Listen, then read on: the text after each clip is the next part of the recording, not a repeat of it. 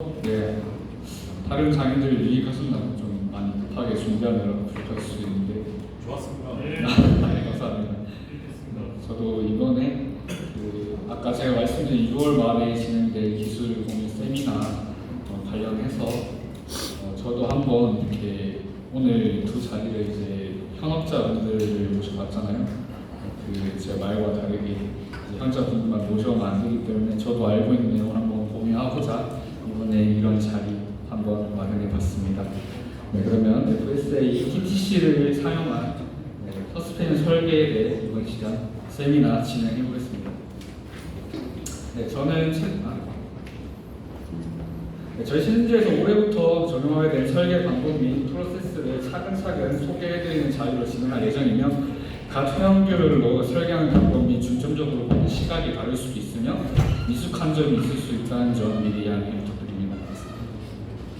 네, 먼저 FSA TTC가 뭔지 설명드리겠습니다. FSA TTC는 FSA 타이어 테스트 컨소시엄이라는 FS용으로 제작된 타이어를 칼스판사라는 타이어 테스트 장비를 운영하는 회사에 테스트를 한 후에 제공을 해주는 모임입니다.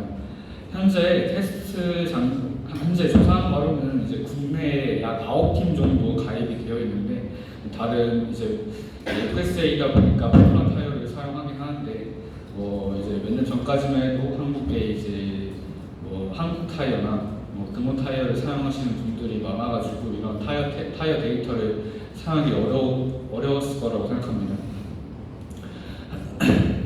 아직 아마 가입을 못하신 분들은 아마 제가 여기에 써놓은 것 같이 이 타이어 테스트 컨소시엄이 가입비가 500불입니다.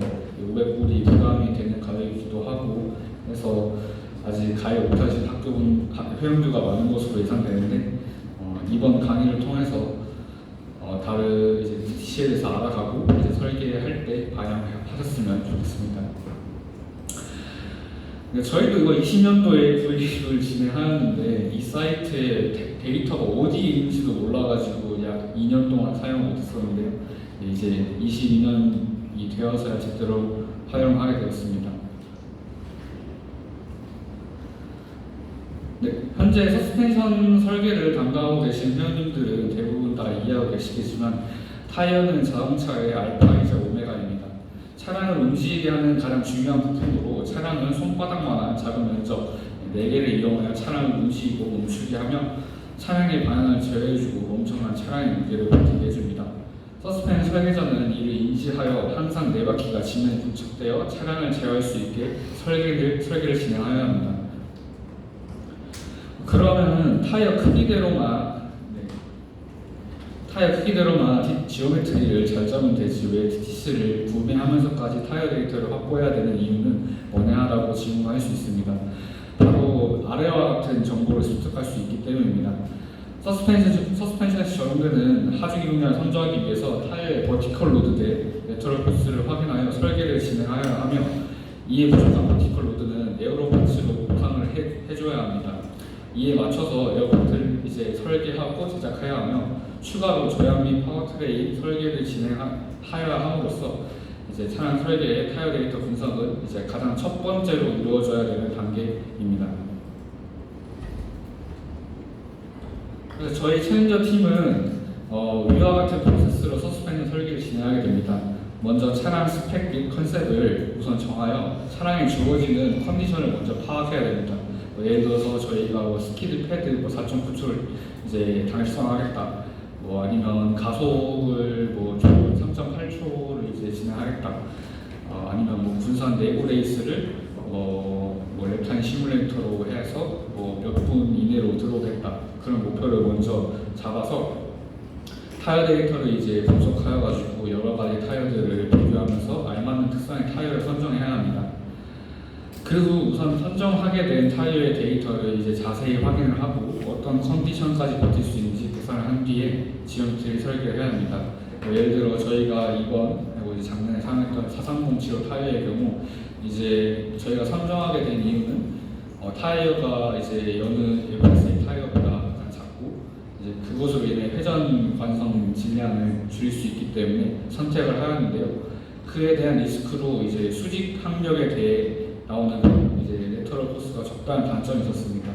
또한 저희가 기본적으로 TTC를 맨 처음에 봤을 때에는 이 타이어 데이터에서 저희가 원하는 수직 하중량만큼 이 타이어 테스트 컨소시엄에서 측정을 해주지 않아서 많은 문제들이 있었는데요. 이 부분은 제가 이제 추후에 말씀드릴 프로그램 하나를 이용해서 저희는 극복하여서 이번에 설계를 진행하였습니다. 그럼 타이어 데이터 중에 어떤 타이어 데이터를 이용하여 설계할 때 고려를 할 수 있을까요? 이제 타이어 데이터를 그래프화하여 다양하게 표현할 수 있습니다. 지금 위에 나와 있는 사진 3개가 그래도 대표적으로 사용하는 데이터인데 이것 말고도 이것을 3D 그래프로 표현하여서 플롯을 할 수도 있고 다양한 방법이 있지만 이제 가장 많이 사용하는 3개를 이용해서 이용만 하여도 아주 좋은 성적을 거둘 수 있을 것이라고 생각합니다. 그 중에서 이번 세미나는 시간 관계상 그 중에서 가장 많이 사용하는 레터럴 포스 그래프만을 설명드리겠습니다. 네, 레터럴 포스 그래프라고 불리는 이 그래프는 가로축, 슬립 앵글, 세로축 레터럴 포스를 기준으로 노멀 로드, 즉 수직 하중에 따라 변화하는 것을 확인할 수 있는 그래프입니다. 해당 그래프를 활용하여서 타이어는 수직 하중이 늘어날수록 레터럴 포스가 늘어나는 것을 확인할 수 있습니다. 이것은 저희가 기본적으로 아는 물리 공식인 이제 F는 mu W 이제 마찰 개수 곱하기 이제 수직 항력으로도 계산할 수 있는데요. 타이어는 이것보다 단순히 고무가 이제 경사면에 있는 그런 단순한 것이 아닌 이제 공학적인 부분도 생각해야 되고 화학적인 부분도 생각해야 되고 이제 탄성에 대해서도 생각해야 되기 때문에 이것을 타이어 모델로 만드는 것이 가장 이상적인 방법이지만 이것을 모델로 만들고 항상 시뮬레이팅 하기에는 저희 한국 자동차 학생들에게는 좀 어려운 일입니다. 그러므로 이 타이어 데이터를 더욱 더 봐야 되는 이유입니다.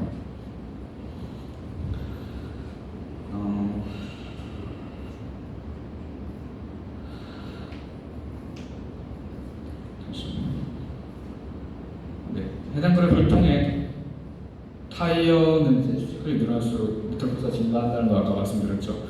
이제 차량 회전식 원심력으로 인해서 이제 하중은 차량 외측 타이어에 몰리게 되고 외측 타이어에 늘어나는 수직 하중에 의해 레터럴 포스는 늘어나게 되면 내측 타이어는 줄어들게 됩니다. 하지만 대부분의 타이어 특성상 더해지는 하중이 많아질수록 더해진 수직 하중 변화 대비 동일한 슬립 앵글이 추가되는 레터럴 포스가 감소하게 됩니다.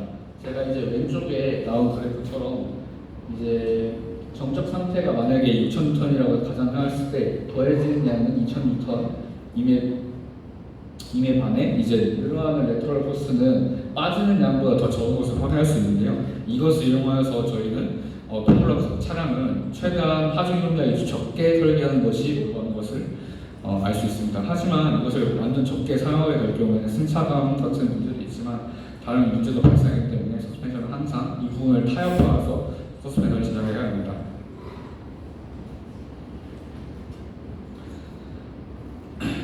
여기에 더불어서 에어로 파츠의 다운포스의 경우 아까 말씀드린 것 같이 이 부분에서 만약에 저희가 원하는 서킷 주행 환경에서 필요한 레터럴 포스가 안 나올 때에는 에어로 파츠로 이제 다운포스 추가에 노멀 로드를 이제 늘려주어서 레터럴 포스를 좀 더 확보해야 하는데요. 이 에어로 파츠를 설계할 때 가장 여러분들이 많이 쓰는 값이 이제 CLCD라는 값이거든요. 이제 다운포스 이제 CL이라는 게 원래 비행기에 쓰던 용어라서 리프트라는 개념이지만 저는 이거를 반대로 하면서 다운포스라는 개념을 쓰게 되는데 이 CLCD 값이 그래서 저희는 가장 적은 윙들을 사용하게 되는데 저희가 이렇게 늘려주기 수직 항을 늘려서 얻는 레터럴 포스를 얻기 위해 가지고 생성되는 드래그도 이제 최종적으로 생각해보면 자동차에 이제 저항이 되는 요소입니다. 저희가 더 빠르게 달리기 위해서 이제 다운포스를 추가해 주어서도 이런 드레이가 늘어날수록 차량이 좀 더 느려지게 되고 이것을 서스펜 설계자와 에어로파트 설계자는 같이 협업하면서 중간점의 타협점을 잡고 원하는 컨디션에서 차량의 성능이 좋게 만들어야 됩니다.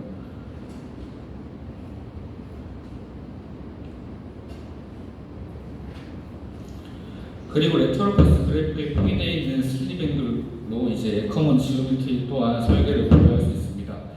차량이 일정한 속도를 통해 원운동을 진행할 시 발생하는 원심력은 타이어 레터럴 패스로 인해 무심력으로 상쇄되어 운전자가 원하는 반경으로 차량을 회전할 수 있도록 도와줍니다.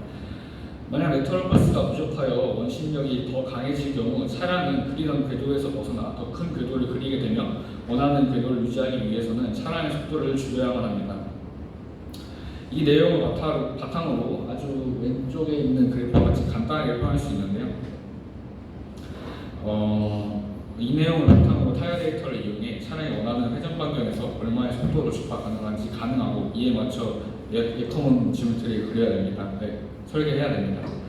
이 그림을 참고하여 사륜의 지오메트리를 이제 지금은 오토바이 모형처럼 이제 이륜만 나타나 있는데요. 이 이륜 모형에서 저희가 선정한 트랙, 기타 하주 윤곽을 고려하여서 이제 사륜 모델로 그려주게 되고 회전하고 싶은 반경으로 센터 포인트를 찍은 후에 타이어의 중심점과 선을 이어준 후에 이어진 선에 수직 방향으로 추가선을 그려줍니다. 추가선을 그려준 후에 타이어의 진행 방향 말고도 타이어 진행 방향으로도 선을 그려준 후 방금 그려준 수직 방향의 선과 진행 방향의 선 사이의 각도가 바로 순간적인 상태의 타이어 슬립 앵글입니다. 타이어 슬립 앵글을 아까부터 얘기했는데 슬립 앵글에 대해서 이해를 못하실 수 있는 분이 계실 수 있어요. 이 슬립 앵글 같은 경우에는 타이어가 이제 조향이나 기타 이제 Z축이라고 하죠. Z축 중심으로 발생하는 저항이 발생했을 때 타이어가 바라보는 진행 방향 대비 이제 지면과 만나는 방향과 타이어 진행 방향이 이제 서로 각도가 틀린 현상을 이제 간단하게 말씀할 수 있는데요. 표현할 수 있는데요. 이 슬립 앵글을 통해서 저희는 이제 타이어의 레터럴 패스를 만든다고 볼 수 있겠습니다. 이때 발생한 슬립 앵글 각과 해당 상황에서의 수직 하중을 계산하여 각각의 타이어의 레터럴 패스를 타이어 중심점과 센터 포인트 전 방향으로 벡터를 취해주시고 이제 앞바퀴와 뒷바퀴의 각각 계산으로 나온 벡터를 차량의 요 센터에 합쳐주시면 해당 차량의 회전시 구심력으로 나타내게 됩니다. 이 구심력이 해당 차량의 속도에서 나오는 원심력보다 작을 경우 하중이동량 및 조향력을 조정하여 원하는 차량의 움직임을 구현하시면 완료됩니다. 이로써 타이어 데이터를 이용해서 서스펜션의 대략적인 윤곽을 잡는 법을 습득했으니 이제 TTC에서 원하는 타이어 데이터를 가져오는 방법에 대해서 설명하겠습니다. 본 강의는 아까 말씀드린 것 같이 이제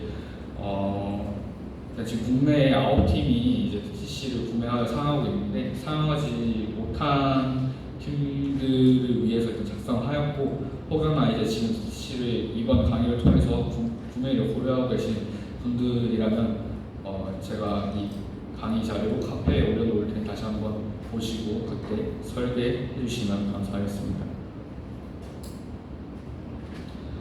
우선 TTC에 가입 후에 로그인을 하게 되면 다음과 같이 타이어 테스팅 카테고리가 보입니다. 이를 클릭하여 들어가게 되면 타이어 테스트 라운드가 존재하게 되는데요. 이 라운드는 TTC 창단 이후 진행한 타이어 테스트 횟수입니다.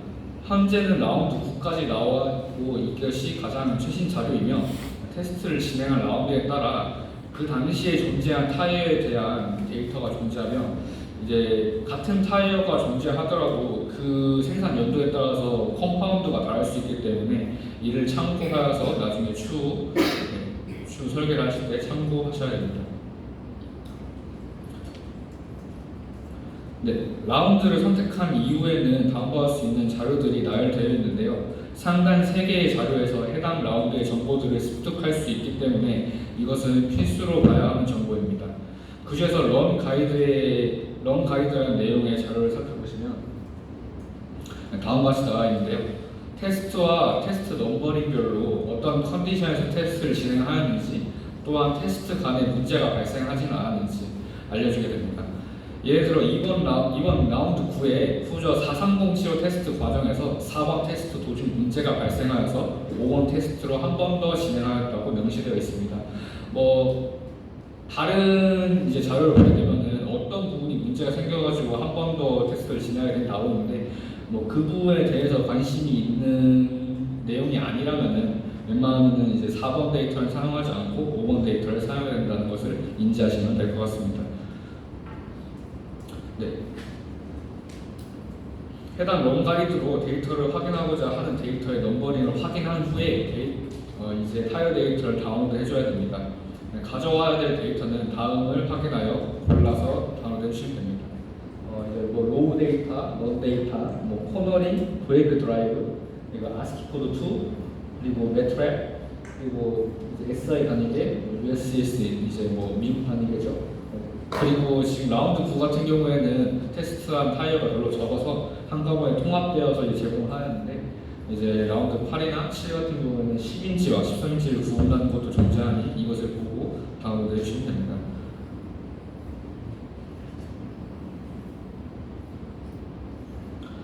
네, 이 데이터를 완료하시어서 메모장이나 엑셀, 매트랩으로 이렇게 오픈하게 되면은 다음과 같이 대략 10만 개가 넘는 데이터입니다. 지금 이것은 이제 TTC 정책상 유료 데이터이다 보니까 제가 이 자리에서 공개를 못해서 일부분만 가져왔는데요. 이렇게 많은 10만 개의 데이터들을 보게 되면 어떻게 될지 이제 감이 안 잡힙니다. 저도 이 데이터를 보자마자 당황하여가지고 2년 동안 사용을 못하고 있었는데요. 아까 말씀드린 상단 3개에 있는 자료들을 영문이더라도 좀 번역하여서 읽어보시면 ET 같은 경우는 이제 타이어 테스트를 진행한 이제 시간인데요. 지금 제가 불러온 데이터는 런 데이터. 아까 말씀드린 것 같이 런 데이터와 로우 데이터가 있다고 했는데 로우 데이터 같은 경우는 이런 시간을 그냥 필터링 없이 바로 불러와 준 데이터고요. 런 데이터 같은 경우에는 이제 이런 것들을 좀 피팅하여가지고 좀 사용자가 친숙히 사용할 수 있을 만한 데이터들만 뽑아서 나열해온 데이터입니다. 그래서 ET 같은 경우에는 이제 타이어 테스트를 한 시간을 0.1초 단위로 나눠서 0.01초 단위로 나눠서 이제 진행한 거고요. V는 이제 속도, N은 이제 RPM, 그리고 SA는 슬립 앵글, 아까 제가 말씀한 슬립 앵글이죠. IA는 이제 타이어를 어떤 템버 각도에 대해서 이제 측정을 하였는지, 그리고 RL은 이제 반지름이고요. RE 같은 경우에도 저는 사용하지 않아서 봐야 될 것 같은데 이제 P 같은 경우에는 공기압이고 FX 같은 경우에는 F 방향 이제 종 방향에 사용한 이제 걸리는 힘이고요. FY 같은 경우에는 이제 저희가 계속 언급했던 레터럴 포스입니다. 이 데이터를 이용해서 그래프를 만드는 방법은 이처럼 다양한 방법이 존재합니다. 뭐 아마 이 자리에 있는 바쿠분들 같은 경우는 이제 제가 오티몬 타이어를 쓰는 걸로 알고 있고 또 이제 뭐 매트랩이나 엑셀로 사용하는 경우도 있습니다. 이 매트랩 같은 경우에는 아까 오수성 박사님이 설명해 주신 것 같이 이미 많은 해외 대학분들이 이제 관련 플러그인들을 제작해 주어서 이제 깃허브나 아까 말씀드린 파일 익스체인지 같은 곳에 검색만 해도 조금 많이 나오긴 하는데요. 대부분 다 매트릭 자체가 미국에서 많이 사용하다 보니까 이제 미국 단위기를 사용하기도 하고 저희가 핸들링이 어려운 점이 있었습니다. 하지만 제가 요즘 사용하는 이제 애드온 같은 경우에 좀 편해서 같이 소개해드리려고 하고요. 저는 이 매트랩을 사용하기 전까지는 엑셀로 이렇게 오른쪽 같이 그래프를 변해서 사용했습니다.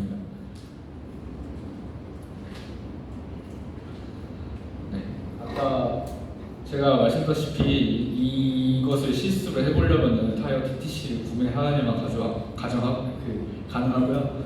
네, 이제 제가 요즘 사용하는 프로그램 같은 경우는 이제 매트랩에서 아까 말씀드린 것 같이 그 파일 익스체인지에서 애드온을 다음과 같이 검색해 주시고 이제 매트랩 라이센스를 이제 30일간 무료로 사용할 수 있기 때문에 아마 대회 준비하면서 처음 아이디를 만들어서 체험판을 사용하신 분들은 쉽게 사용할 수 있을 겁니다.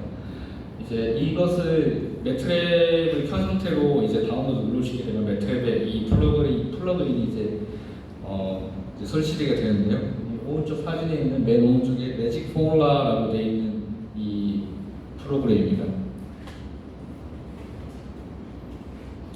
네, 먼저 먼저 창을 키게 되면은 다음과 같이 뜨게 되는데요. 먼저 타이어 데이터를 입력해 줘야 됩니다. 이 프로그램 같은 경우에도 해외 대학에 있는 이제 FSA 유저가 만든 것이기 때문에 저희 TTC 자료를 기반으로 이제 설계가 되었습니다. 이런 타이어 데이터를 이제 import 데이터라고 된 탭에서 데이터를 불러와 주시고요. 다음과 같이 인풋 데이터를 하게 되면은 앞에 이제 타이어 테스트의 종류를 불러놓을 수 있는 이제 창이 있습니다. 여기서 맞춰가지고 제가 아까 말씀드렸던 코너링, 이제 브레이크 드라이브 그런 것을 이제 런 가이드 참고하셔서 내가 비교하고자 하는 타이어가 몇 번 데이터에 속해 있는지 확인하신 후에 이제 다음과 같은 데이터를 넣고 플로팅을 시작하시면 되겠습니다. 네, 그 모든 데이터를 넣으신 후에 다시 타이어 모델이라는 탭으로 넘어오셔가지고 뉴 모델이라는 것을 눌러주어서 이제 타이어 모델을 먼저 생성해 주셔야 됩니다. 이 타이어 모델을 생성하여서 이제 타이어 데이터를 기반으로 수학적 모델링인 이제 매직 포뮬라 MF 5점이라고 부르는 이제 수학적 모델링인데요. 이것으로 변화를 해주게 됩니다. 이것을 넣으실 때 총 데이터가 없는 타이어가 몇 개 있습니다. 저희가 사용하는 타이어 같은 경우에도 이제 타이어 테스팅 장비에서 사용할 수 없는 옵이라 가지고 너무 작아서 종 데이터가 없다고 이제 명시가 되어 있는데 좀 이제 13인치인데 후저 보통 많이 사용하시는 18인치 크기의 후저 같은 경우에는 이제 종 데이터가 있으니까 이 홈 데이터와 종 데이터 모두 넣어주시면 됩니다. 넣어주신 후에 fit 모드라고 되어 있는데 여기서 기본적으로 fx0, fy0를 먼저 피팅해 주신 후에 fx, fy 버튼을 한 번 더 눌러주셔가지고 피팅을 해주셔야 됩니다. 이런 것을 피팅을 한 후에 진행하셔야 되고 이제 종 데이터 같은 경우에는 이 fx0나 fx가 종 데이터가 없기 때문에 진행되지 않는 경우도 있습니다. 이럴 시에는 저 네 가지 버튼 차이를 눌러보시면서 되는 피팅 찾아주셔가지고 진행해 주시면 될 것 같고요. 이렇게 피팅이 돼야 저희가 쓰는 제가 가지고 있는 좋진 않지만 컴퓨터가 한 10분, 15분 정도 피팅을 하는 시간이 걸리게 됩니다. 이제 매트릭을 이용해서 연산하는 시간이 좀 걸리기 때문에 한 10분, 15분 정도 기다려 주시게 되면 다음과 같이 fit value라는 이제 값이 초록색으로 변하게 됩니다. 이것이 이제 밸류와 차이가 있는데요. 이 밸류 같은 경우에는 아까 new 모델 했을 때 디폴트로 있는 값이기 때문에 여기 apply fit를 눌러주게 되면 이 밸류 값이 이제 fited로 이제 저장이 되게 됩니다.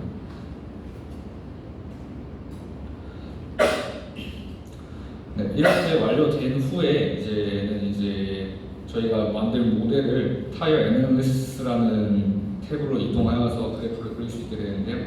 여기서 이제 오른쪽에 있는 플롭 세팅 같은 경우에는 이제 리프레시는 저희가 다른 값을 넣어주었을 때 리프레시를 자동으로 해주는 장비, 그리고 레전드 같은 경우에는 이제 주석이죠. 주석 같은 것을 이제 끌 거냐, 킬 거냐. 그리고 홀드 같은 경우에는 이제 저희가 이런 데이터를 넣었을 때 이 그래프를 여러 개를 보고 싶으면 홀드를 누른 채로 여러 가지 정보를 입력해 주시면 되고요.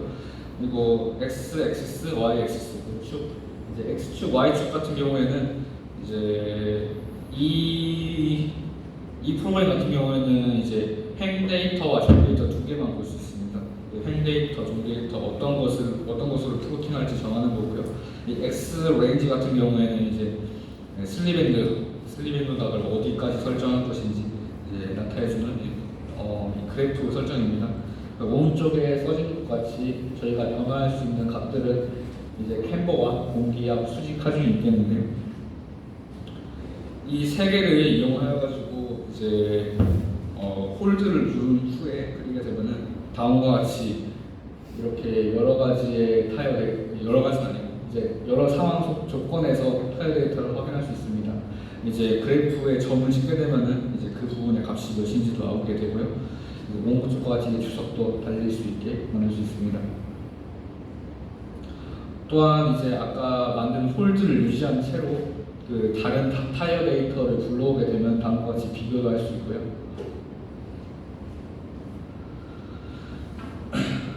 일단 일단 매트랩을 이용한 방법은 비교적 간단하고 이 부분에 대해서도 아까 말씀해주신 매트랩 레이싱 라운지에 이 사용법이 명시되어 있기 때문에 이 부분을 참고해서 진행해 주시면 될 것 같고, 다음은 엑셀을 활용한 방법입니다.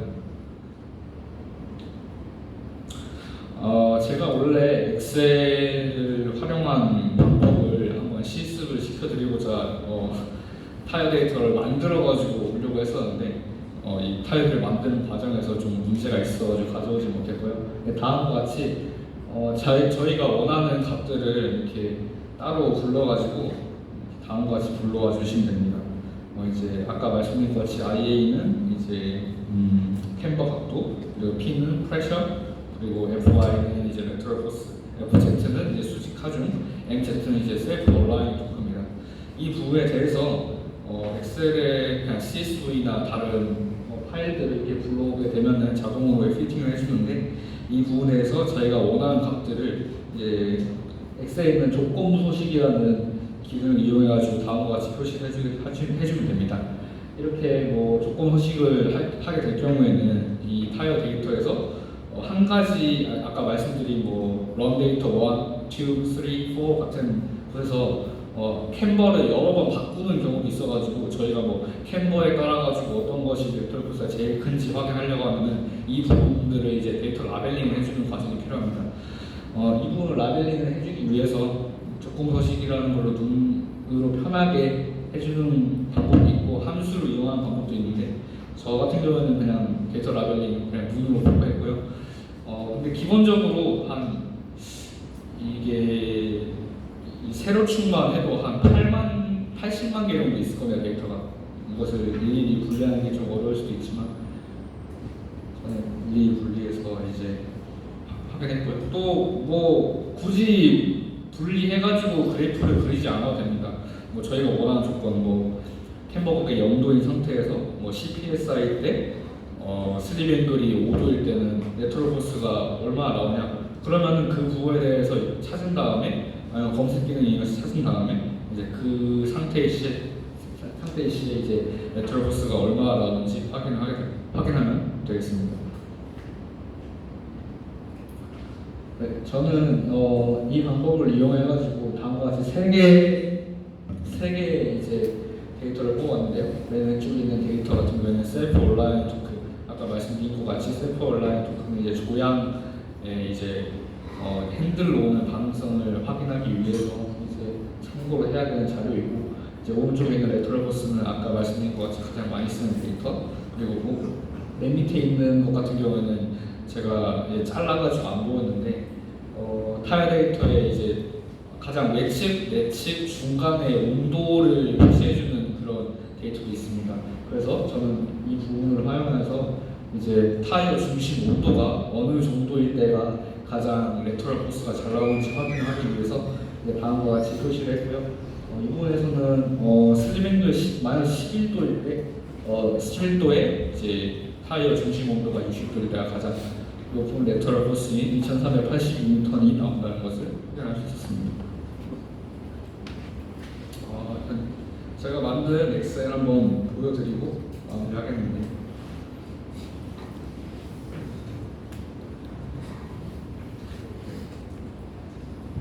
이렇게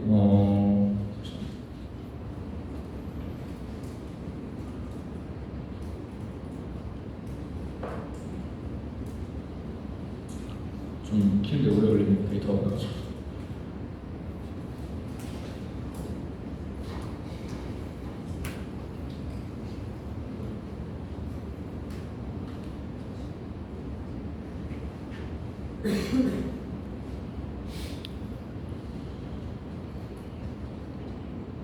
잠시만 기다려주세요.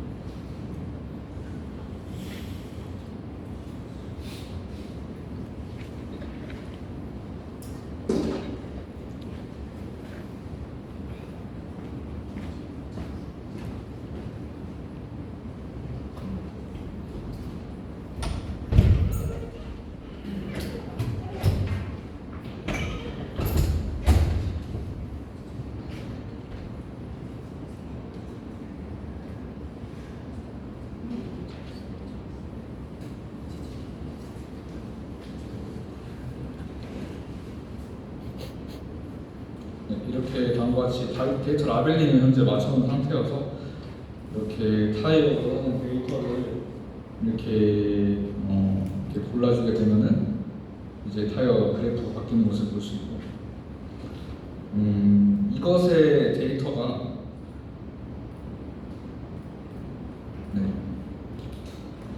이게 라벨링 하기 전에 데이터입니다. 이게 아주 많은데 지금 보면은